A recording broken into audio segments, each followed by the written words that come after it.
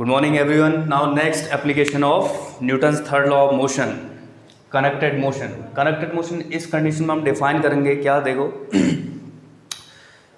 अगर एक स्ट्रिंग पुली के ओवर, ठीक है, स्लाइडिंग मोशन पे है, ठीक, तो किस कंडीशन पे पूरे सिस्टम का एक्सेलरेशन और टेंशन इन द स्ट्रिंग या स्ट्रिंग के किस पार्ट में टेंशन कैसे फाइंड करोगे, कितना टेंशन क्रिएट होगा या पूरे सिस्टम का एक्सेलरेशन कितना होगा।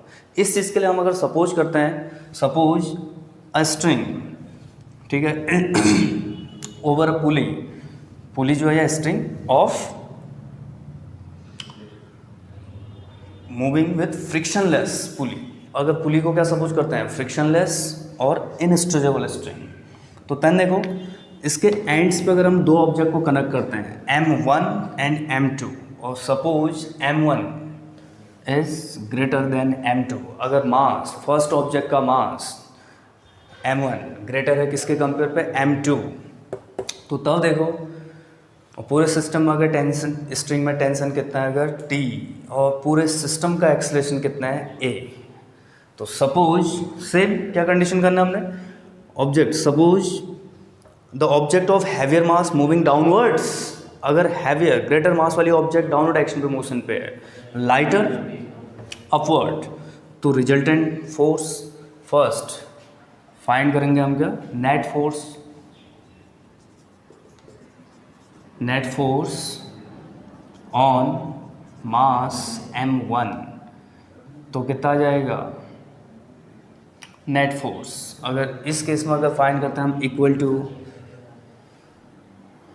M1, तो देखो M1G माइनस जो नॉर्मल रिएक्शनल फोर्स लेंगे कितना होगा T डाउनवर्ड एक्शन पे, इसी को हम न्यूटन सेकेंड लॉ से अप्लाई करेंगे, तो फिर इस यहीं पे हो जाएगा from Newton's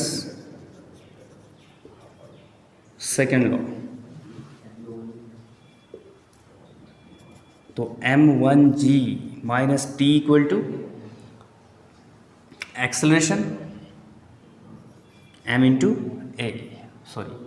into A, first equation.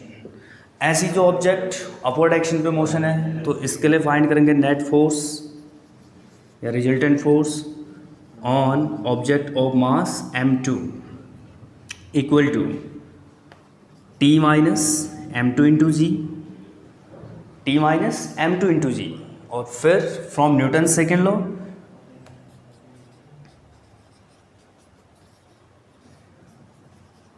तो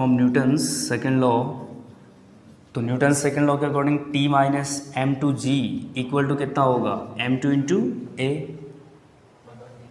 इक्वेशन 2। सिंपल ऐसे चेक करना है, ये सिंपल एक बेसिक जनरल कंडीशन है कि हम कनेक्टेड मोशन पे किस टाइप से स्ट्रिंग के किस पार्ट में टेंशन कैसे फाइंड करेंगे, और इन फॉर्मूला में यही कंडीशंस है कि जिस पोर्शन पे एक्सेलरेशन कितना है, फोर्स कितना है, उसका किस पार्ट के लिए, तो ऐसे चेक करना कि किस कंडीशन पे डाउनवर्ड रिजल्टेंट फोर्स कैसे फाइंड करना, वो चेक करना। अब सिंपल देखो इस चीज़ को चेक करने के लिए अगर मैंने पूरे सिस्टम का एक्सेलरेशन फाइंड करना है या टेंशन फाइंड करना है, एक्सेलरेशन फाइंड करना, तो सपोज अगर मैं इक्वेशन 1 यहाँ से देखो इक्वेशन 1 को इक्वेशन 2 में ऐड कर देता हूँ, इक्वेशन 1 प्लस 2, तो first M1G minus T plus T minus M2G equal to M1A plus M2A, तो ये मिलेगा हमें M1G minus M2G equal to A into M1 plus M2, implies that acceleration अगर फाइंड करना है तो कितना हो जाएगा, M1 minus M2 into G upon M1 plus M2।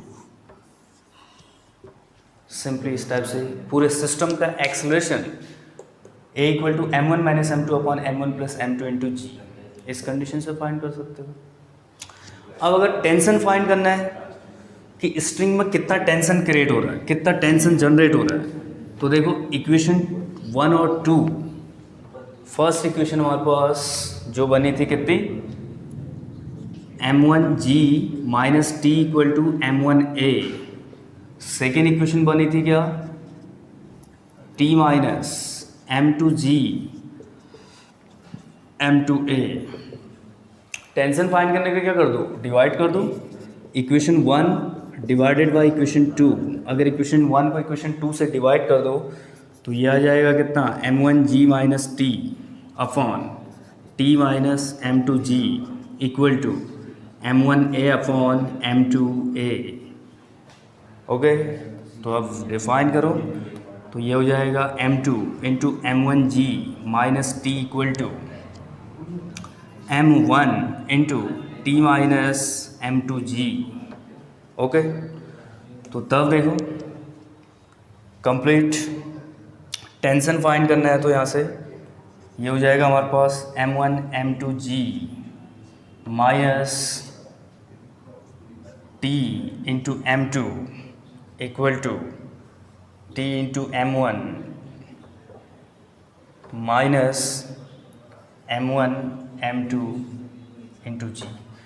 तो कहीं ना कहीं m1 m2 इंटू जी,